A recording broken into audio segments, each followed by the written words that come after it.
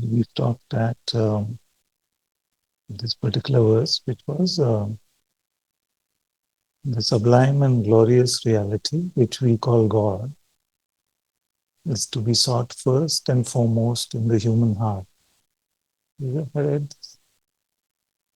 Huh? The sublime and glorious reality, which we call God, is to be sought first and foremost in the human heart. If we do not find Him there, we shall not find Him anywhere else. If we do find Him there, we can never lose Him again. Wherever we turn, we shall see His face.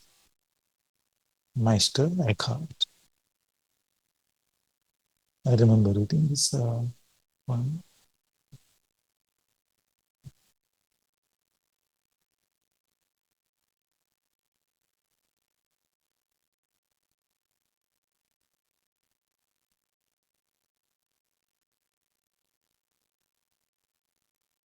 Unless there is a still center in the middle of the storm, unless a person in the midst of all their activities preserves a secret room in their heart where they stand in silence before God, then they will lose all sense of spiritual direction and be torn to pieces.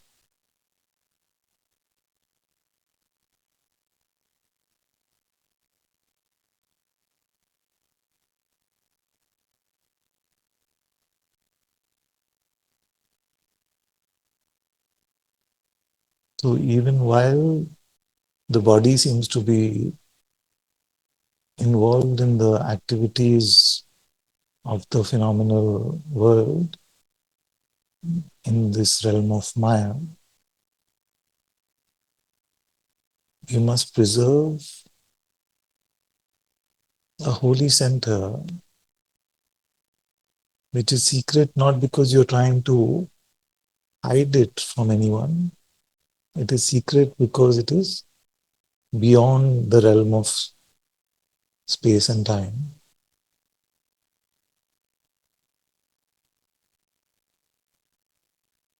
So although it seems to coincide with the physical heart, it is not in this realm at all.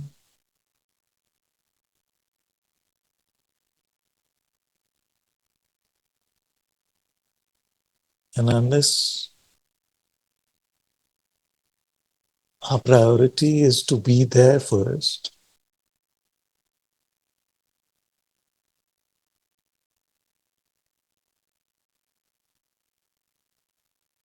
to live in His light, to live in His presence,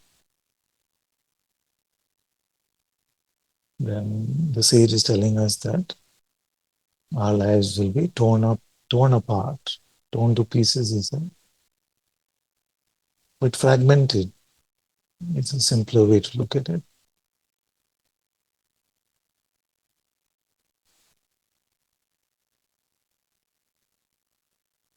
So when this heart temple, heart altar, secret room in the heart, sanctum sanctorum, when we talk about these,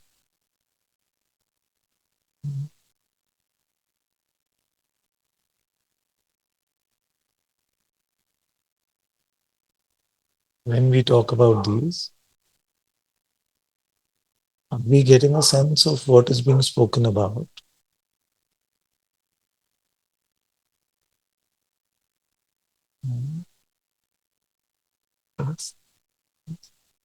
Sense of what this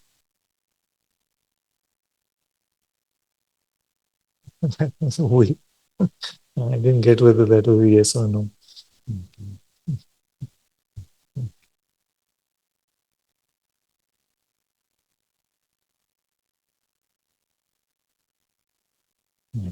Thank you. So this is very important. Remember not to imagine.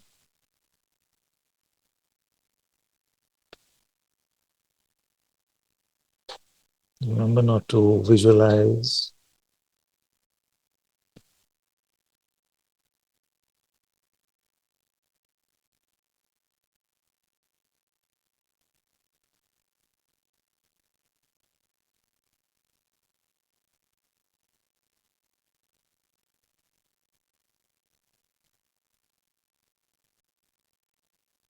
Remember that it is intuitive.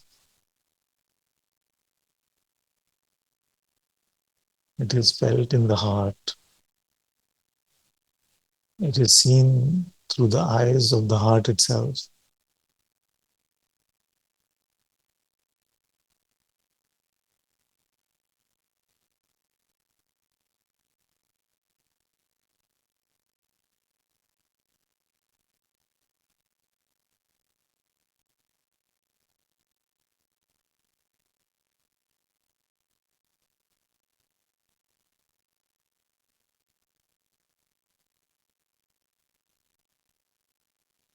How many of you are unsure?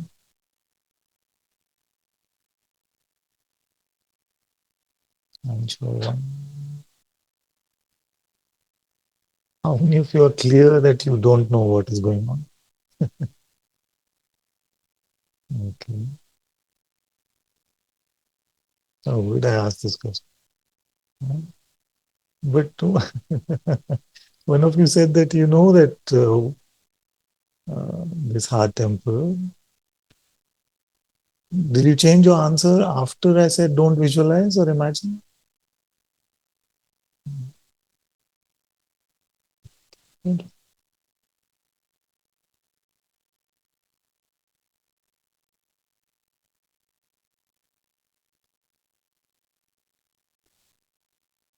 After you have a spiritual experience, like even a simple spiritual experience, after hearing a bhajan, after hearing something in satsang that touches your heart, you find that your faculties are pulled inwards.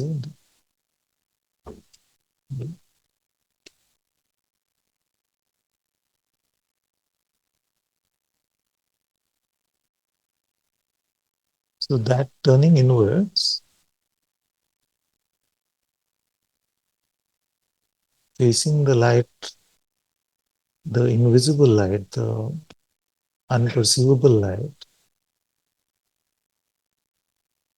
of the spirit, of the Atma,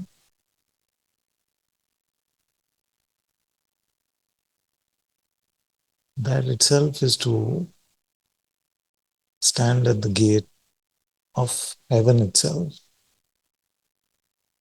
stand at the door of God's presence, of Atma itself.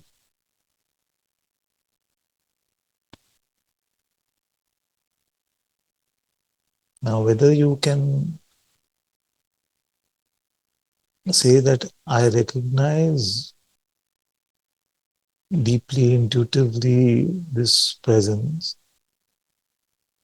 which is to have Atma Darshan, so you can recognize through your intuitive eyes the light of the Atma within.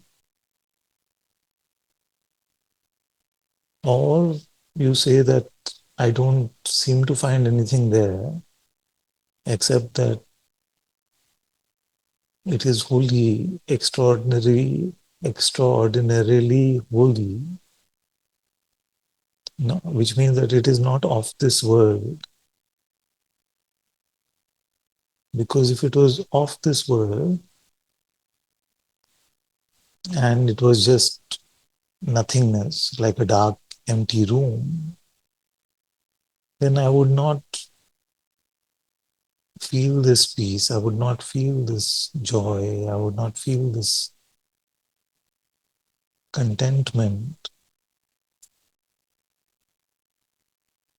in the absence.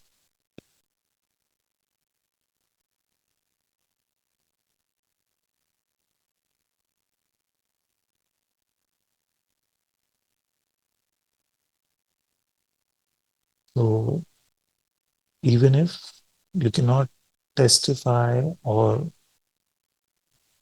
report to the light of the presence within.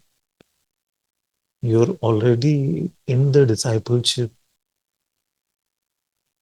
receiving, as a Sufi saints called it, marifa, or we usually say intuitive insight, atmagyana, that knowledge which cannot really be spoken,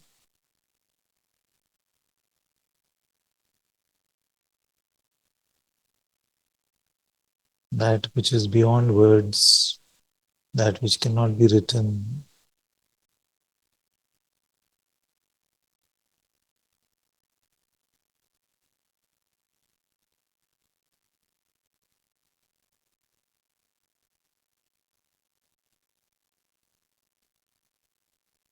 So to be conceptually empty, to not believe any narrative, to not know anything at all, leads to this inward facing,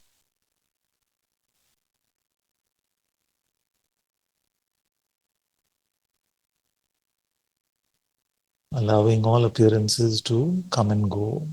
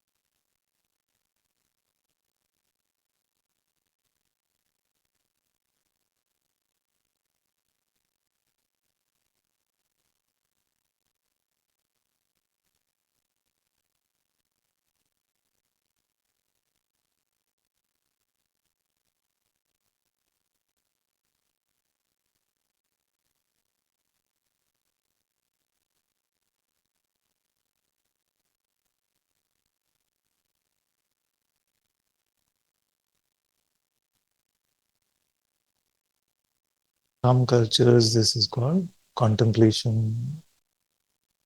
Some others call it meditation. Some others call it nididhyasana.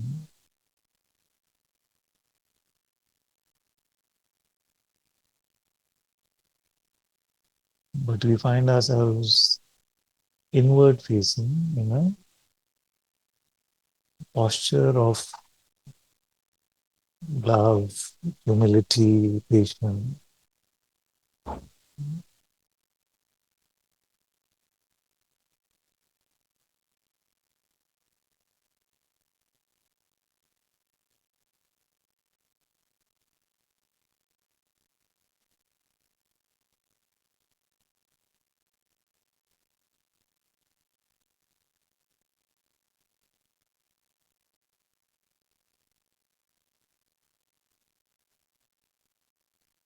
Not grasping, just receiving.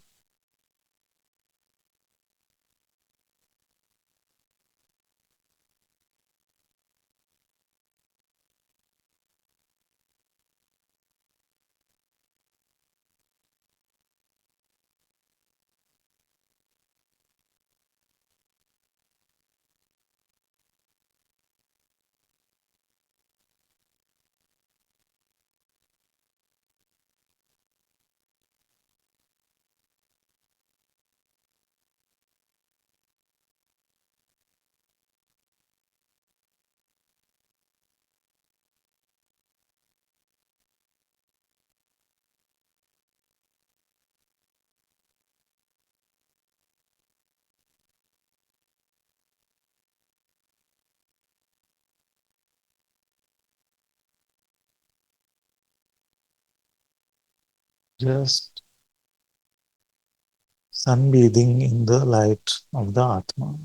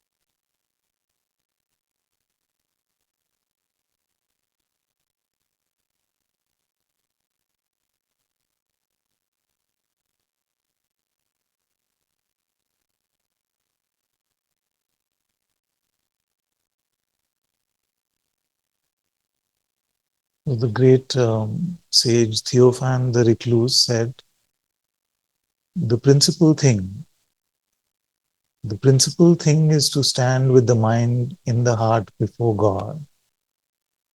The principal thing is to stand with the mind in the heart before God and to go on standing before Him unceasingly day and night until the end of life. It is the principal thing. The principal thing is to stand with the mind in the heart before God and to go on standing before Him unceasingly day and night until the end of life.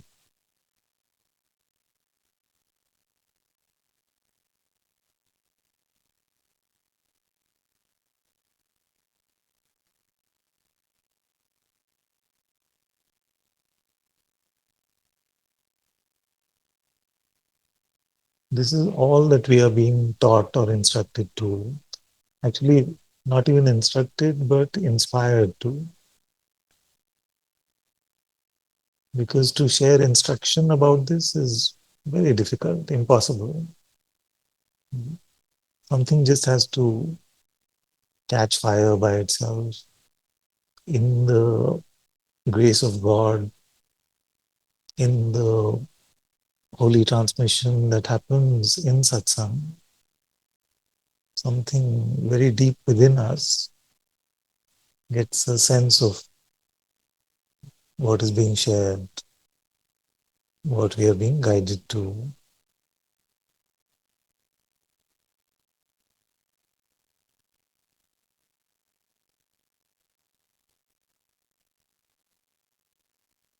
But remember that both the quotations that we read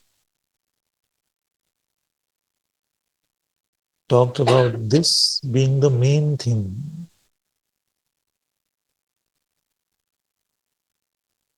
These words came to this foolish man. They said,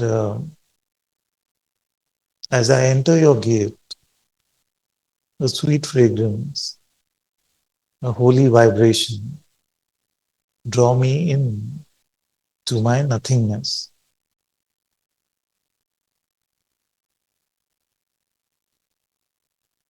As I enter your gate, a sweet fragrance, a holy vibration, draw me into my nothingness.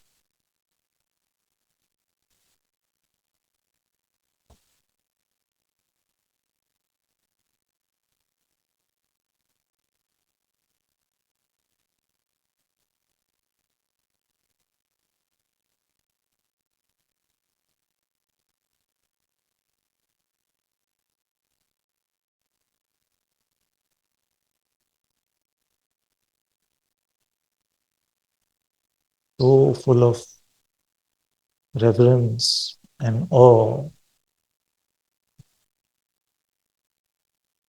that we can enter his gate,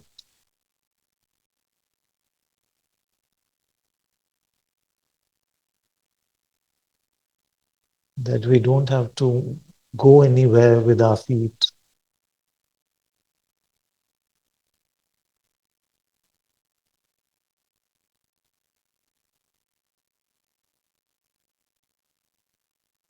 The holy door is right there in our heart.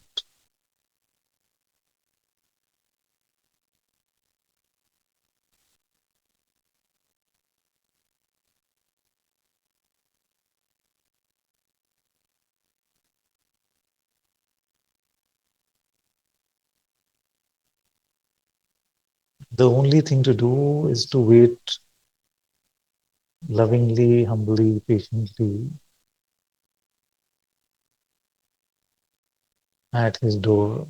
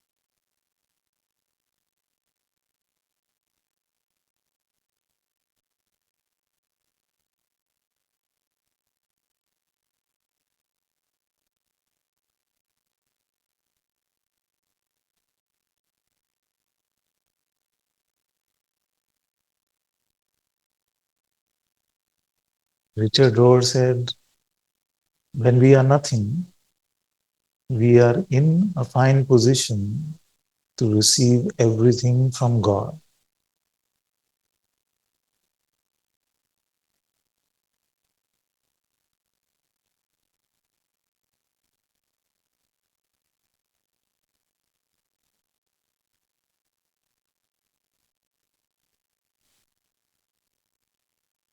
How many of you are confused between whether you're meant to actively love God or just be fully empty?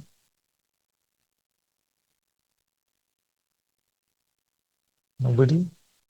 Okay. I spoke about it.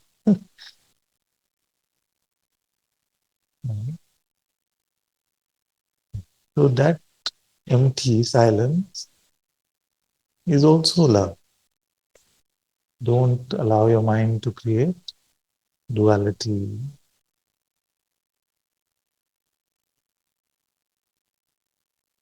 Actively turning towards Him is an act of love.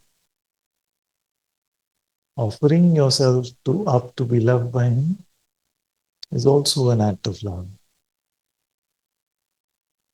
Just being open to receive His light is an act of love.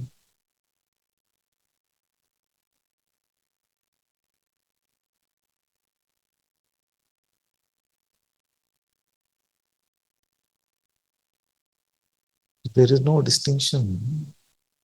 As long as you take out that time only for Him, the method is secondary.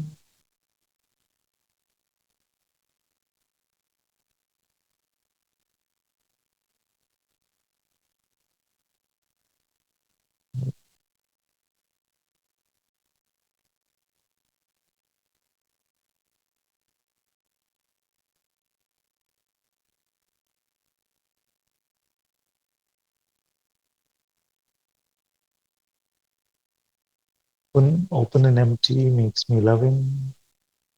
To love makes me empty of myself.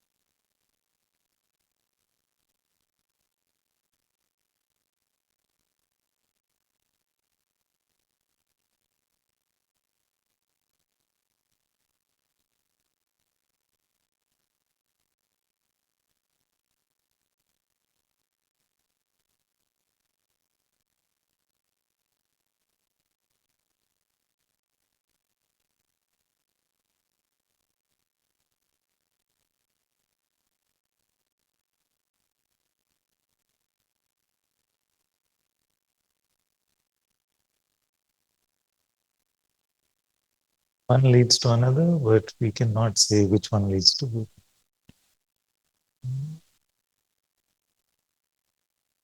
There is no higher or lower. That's why listening to the sages is very confusing.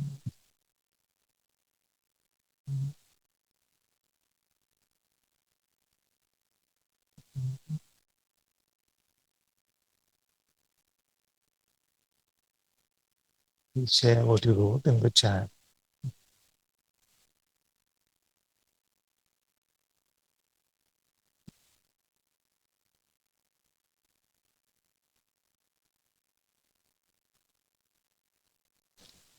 Can you just repeat what you said now, Father? Yes, there was a request privately to share what came through here in the chat. So I'm just pasting that.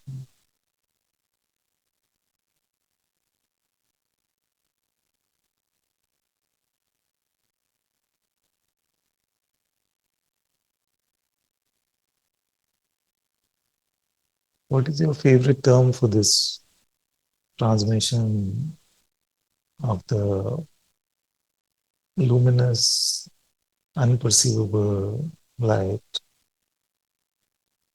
We've been saying sit in the photo booth, the photosynthesis from the Atma. And today also something came. What is it? Sunbathing in the light of the Atma.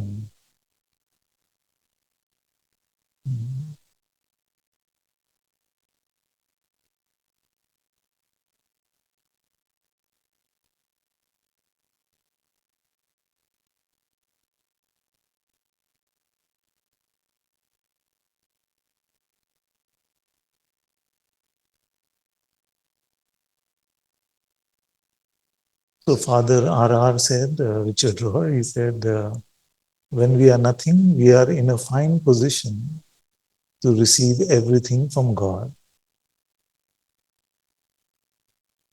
Salvation often feels like a kind of universal amnesty, a total forgiveness of ourselves and all other things.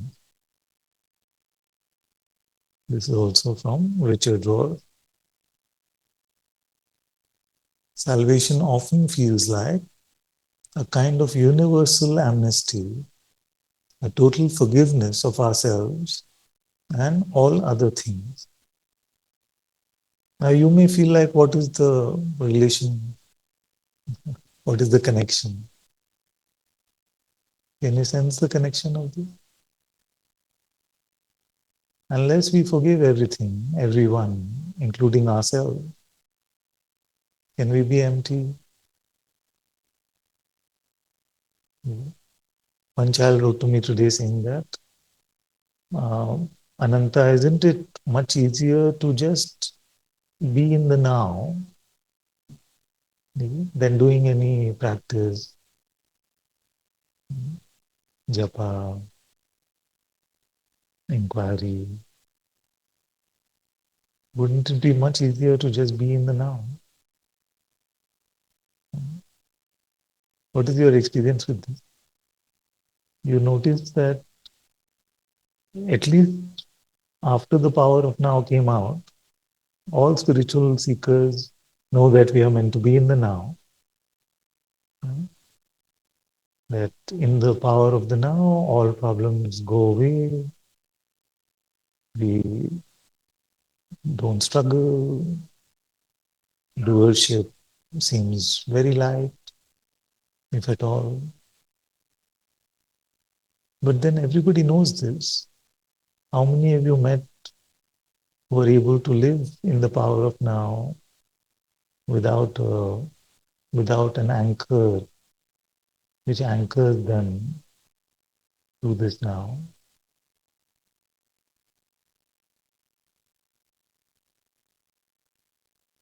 I don't know anyone like that. We don't know anyone like that.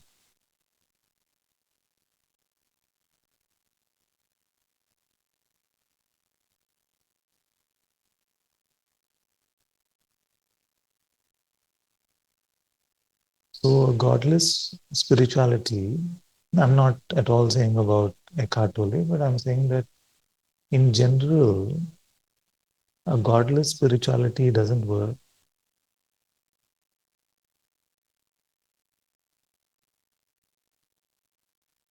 So, if you just have this idea that I can just be in the now by myself, I can do this without loving God, without the grace of God, without the surrender to His will, it is just a fantasy.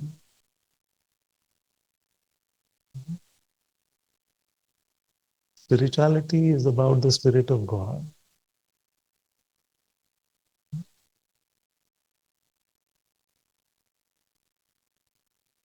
So, forgiveness is a great gift we can give to ourselves, and we must give to ourselves.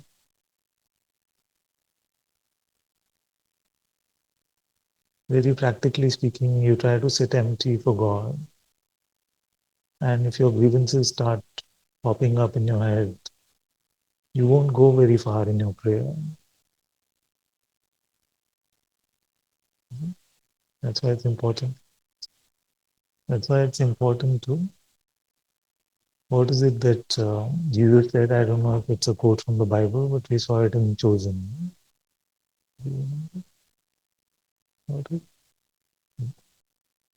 Something like that, endless forgiveness. Yeah, yeah. Can't hear because of the mask.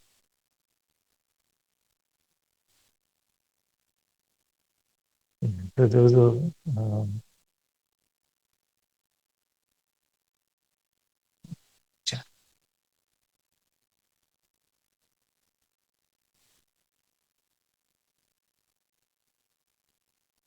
John Butler says we need to stay in a constant state of forgiveness.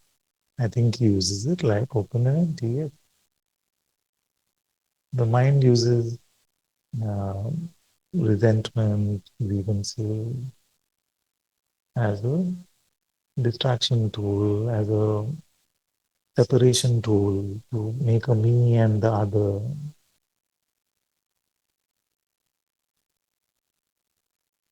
So, in this endless forgiveness is a call to an infinite love.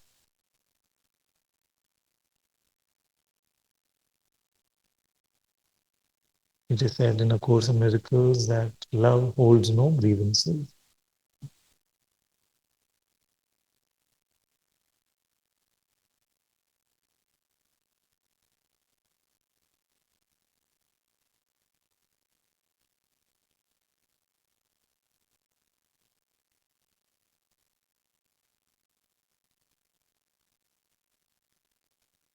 So, if our lives are to become an unceasing prayer,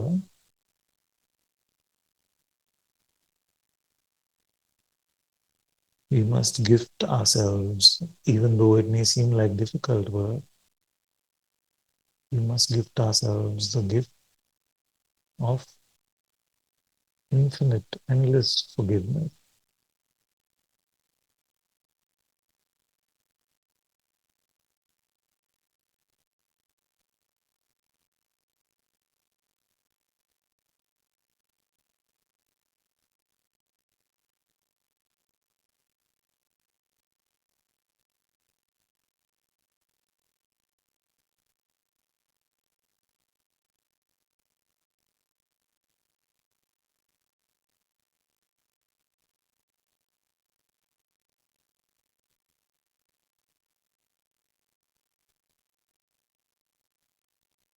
I've never heard a traditional teacher of spirituality say that spirituality is easy. Easy. It is only in the modern world that we feel like we're coming to some ease by turning to spirituality. Of course, there is ease, but there is a lot of struggle to come to that ease.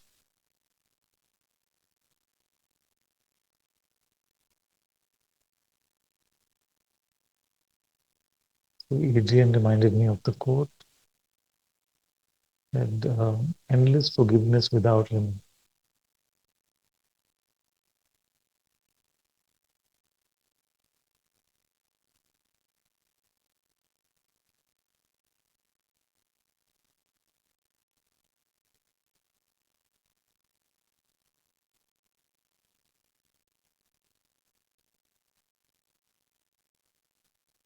Sweet question. Father, does endless forgiveness mean by surrendering to God, forgive even without an apology?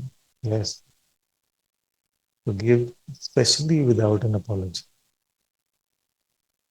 Forgive especially when another feels like they haven't done anything wrong, which is mostly the case even when we get an apology.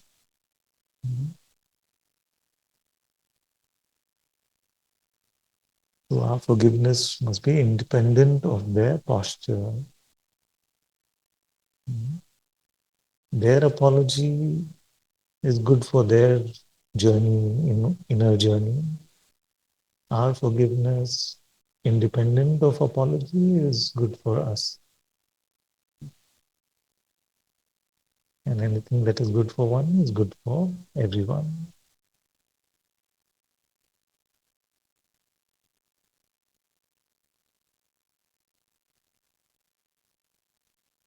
Because God's love is contagious, contagious. So if one of you transforms, your insides transform into spirit itself. This whole theosis, divinization that we are talking about, Atma Gyan, Atma Darshan that we are talking about, is to convert ourselves, not outwardly, but inwardly.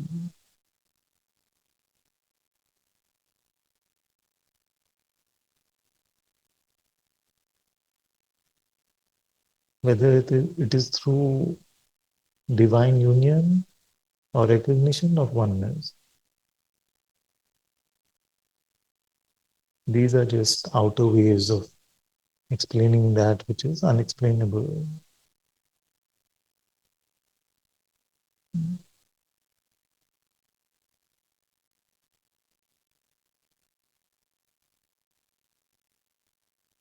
77 times.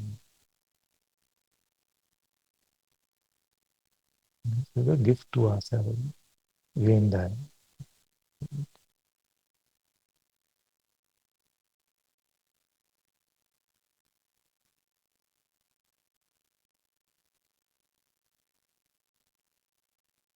Impossible?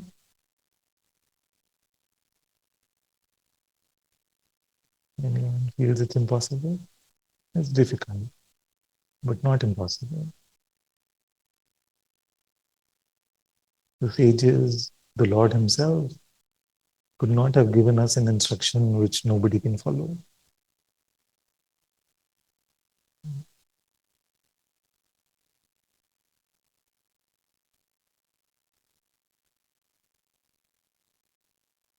And if you look at the life of Lord Ram, you look at the life of Lord Krishna, if you look at the life of Lord Jesus, it's full of infinite mercy.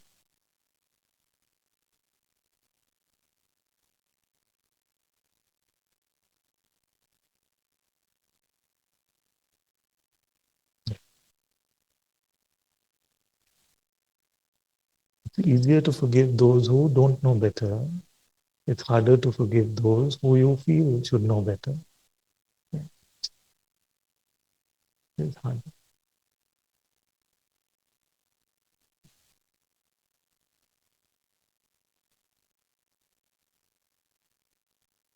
It is said that we must attribute first to ignorance and then to malice. You know? But in my exploration, I'm finding that malice is nothing but a more solidified ignorance. There is nothing like malice in itself. It is when our avidya, our separation, our pride, something makes us blind and ignorant. That is when we play in this malicious way.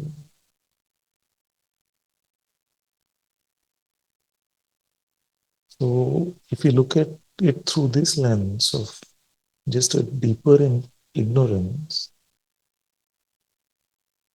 then everything falls into first category.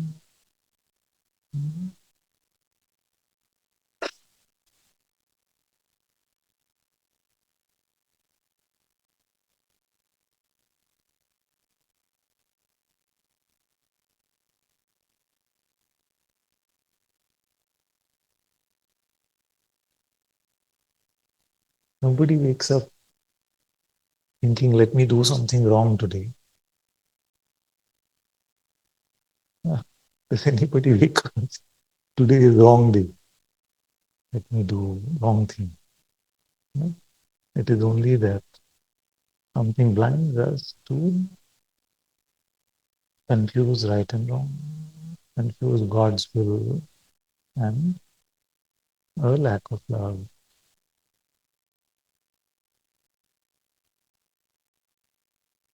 Again, I'm saying it's not easy.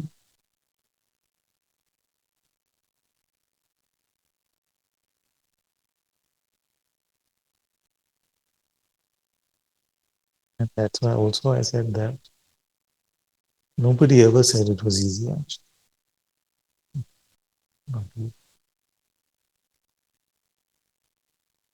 But it must be done. It must be done so that we can be in this unceasing photosynthesis of the Atma.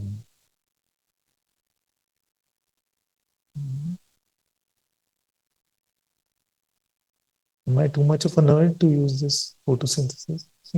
Something. Osmosis is nice also. Yeah.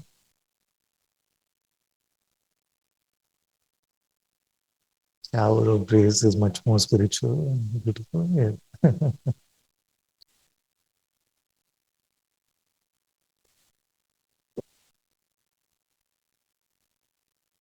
I liked it because what happens in the process of photosynthesis? Hmm. Take the mind, take the mind. Green. In the light of the sun, what happens to the plants? They grow.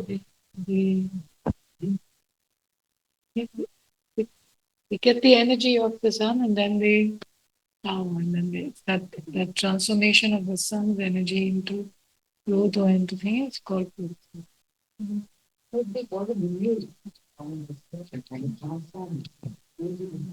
They grow, they grow only in this process. Some plants, because they have, what is it, related to chlorophyll? They have some substance, some minerals, and then that reacts to the light of the sun, and then they get nourished in that. They become green and bright and alive.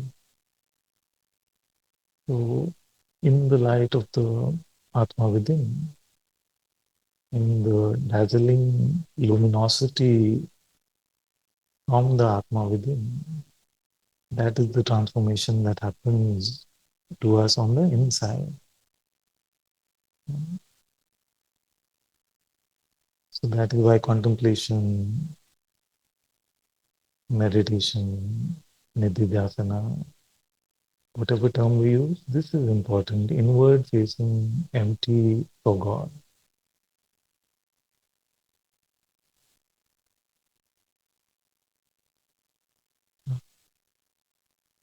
What if a plant had individual will and the plant said, let me open my leaves up for just one moment, get some light and then go back. I have some important work to do.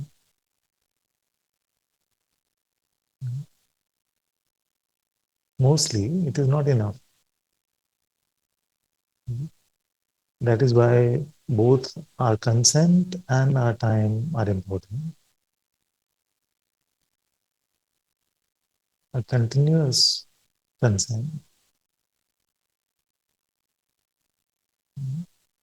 a continuous consent to God's will.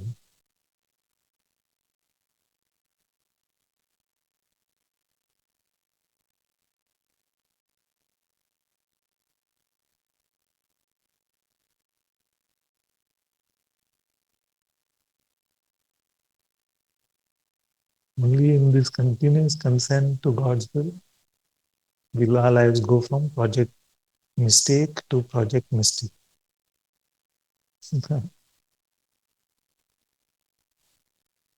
Otherwise, stuck in Maya, stuck in the illusory,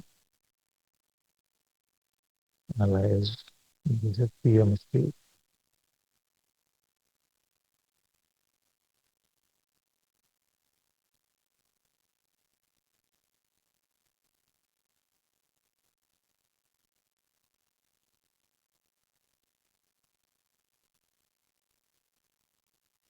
Mystic is one who lives in God's light and presence.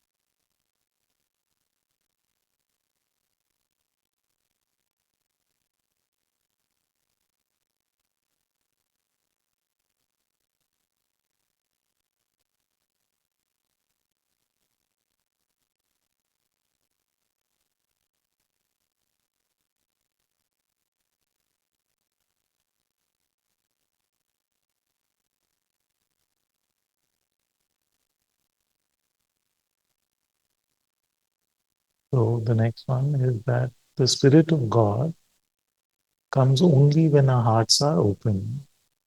He never forces his way in. He comes with such gentleness that we may not realize. We may not even realize he is near. If we want to know him, we must look at our lives in the light of the gospel and clear out whatever blocks his entrance. God will not impose himself. He waits for our yes. What is this? Our yes is the consent that we were talking about. Yes, I want to belong to you.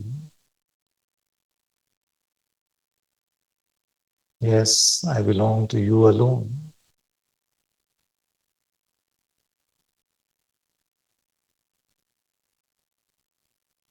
Yes, my heart is yours. Yes, my life is for you.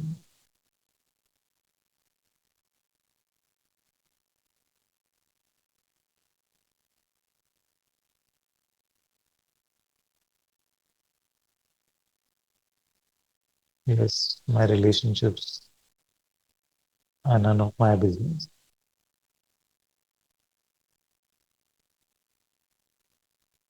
Yes, my money is only for you.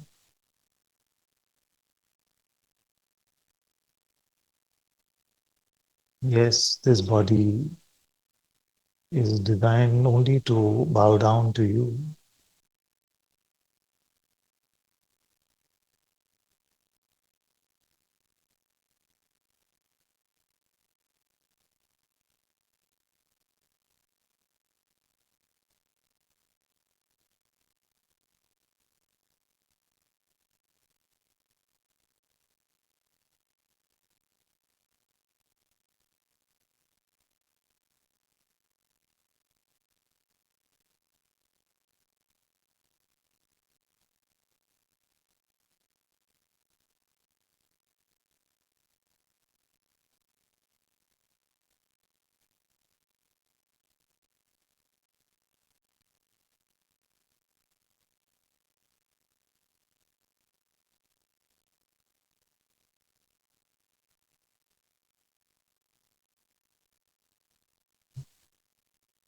So this consent, this yes, becomes a wordless yes.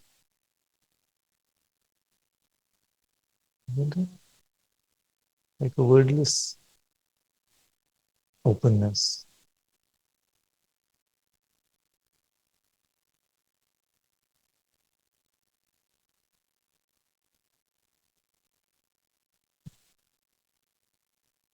Okay, let's continue with what the saint said.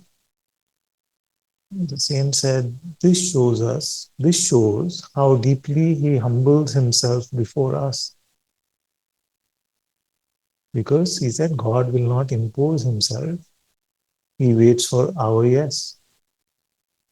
This shows how deeply he humbles himself before us. His love is tender, never proud or condescending. When we open ourselves to him, we are struck with the certainty that he truly is our Father, and our hearts overflow in love.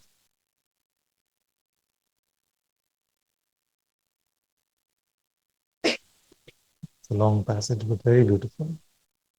The saints testify to this mystery. Saint Gregory of Sinai said that prayer itself is God moving within us.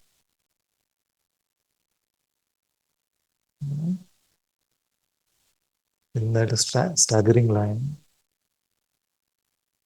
Metropolitan Philaret prayed constantly, Lord, pray within me.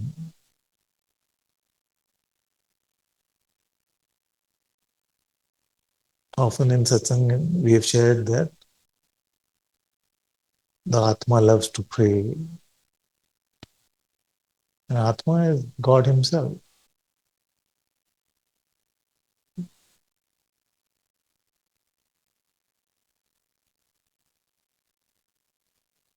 So all we do is show up at the temple and participate in the prayer which is already happening.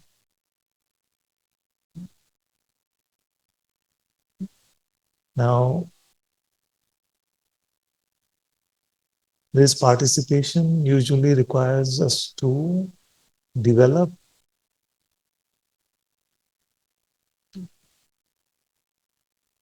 inner eyes, develop a holy insight,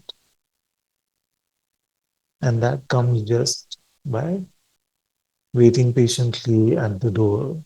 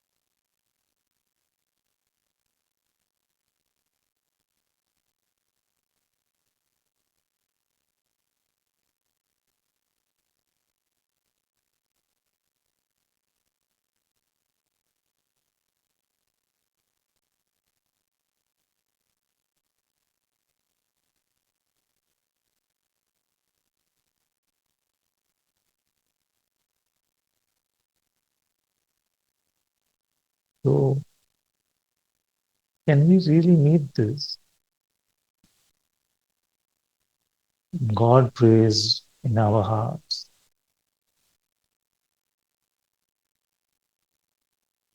Or is it heard like beautiful poetry?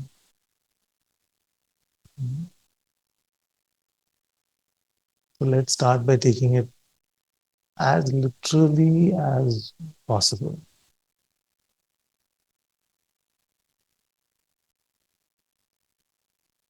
It's very possible for us to discard the most beautiful pointing by the mind's categorization of it as something just very beautiful.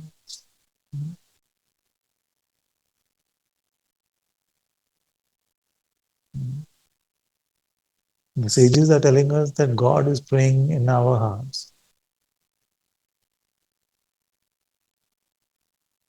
Do we want to leave this life without directly being able to testify to this?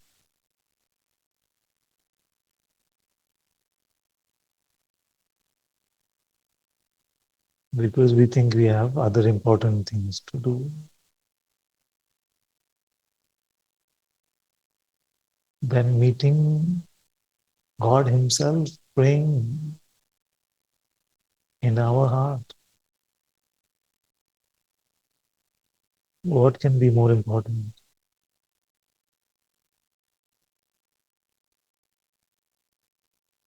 And if these sages have had this insight, and they are saying, they are telling us, because it is possible for us to have this insight, who are we to say, no, for me, it's not possible. I'm too spiritually weak. Don't allow your mind to create these limiting beliefs. What is being shared is for you.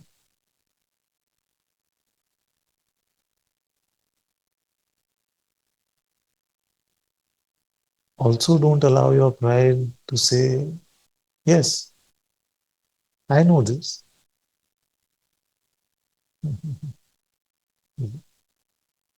Those are the two positions the mind can take, isn't it?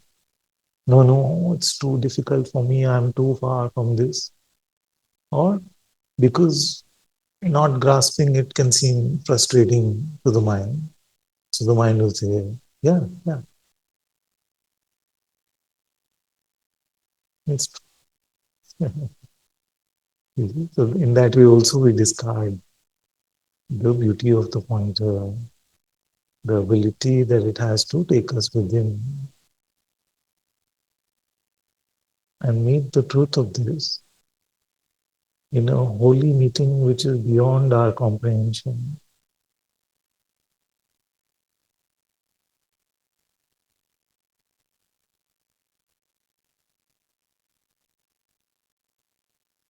Because in our comprehension, we may comprehend or imagine Lord Hanuman praying to Lord Ram, which is also beautiful, or Saint Teresa of Avila praying to Jesus. But what is the capacity in us to comprehend the Spirit praying to God, the Atma praying to its birthplace, birthing ground? We cannot visualize it. It has to be met purely intuitively.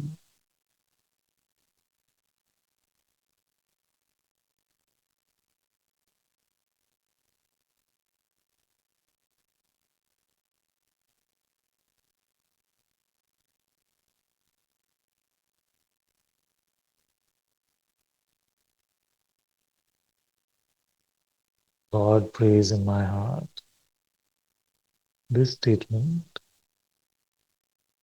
should inspire us deeply to dive into that holiness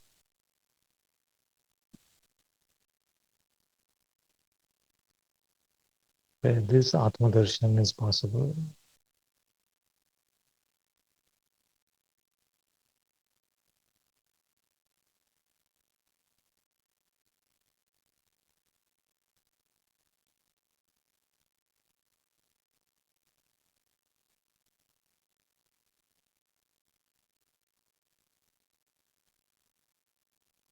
Continuing, Saint Paul too bore witness when he wrote, God has sent the Spirit of His Son into your hearts, crying, Abba, Father.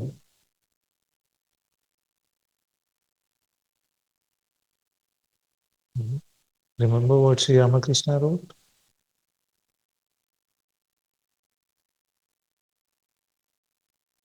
We must come into a yearning which is so deep,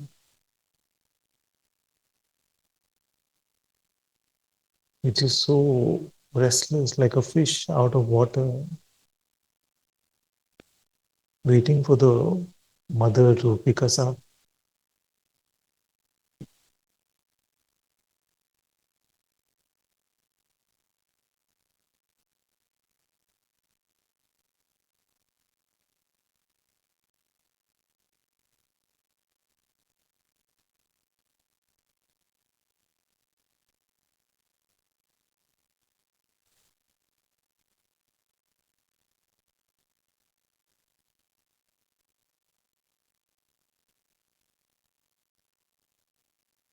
So it is the spirit itself, the Atma itself, which knows how to call God, to pray to God. We immerse ourselves in that spirit.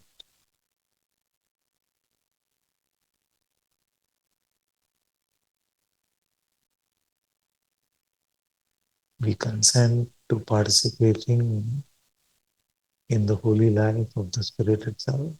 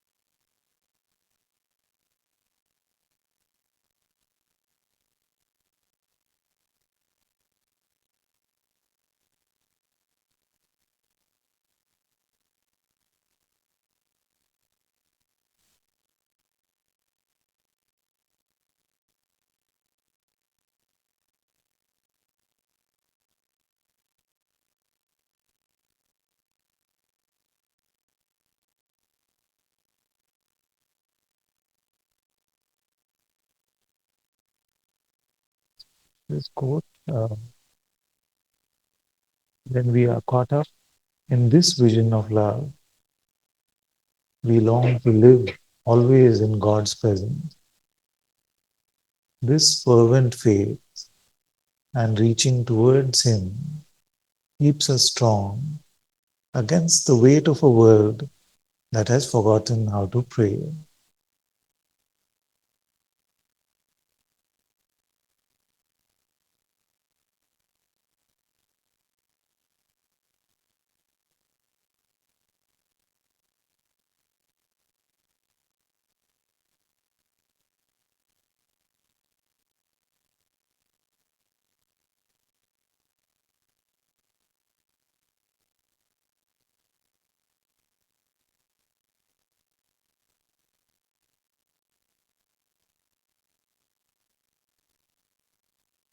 We'll end there today.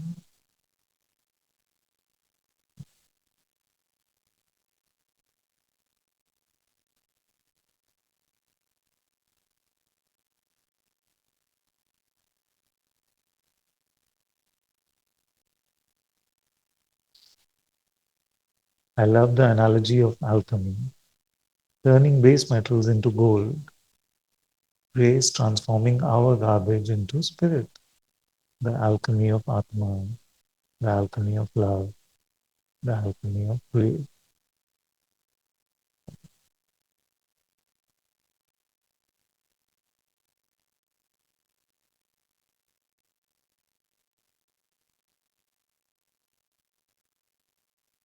We'll call it a little early today. We'll body is a bit tired.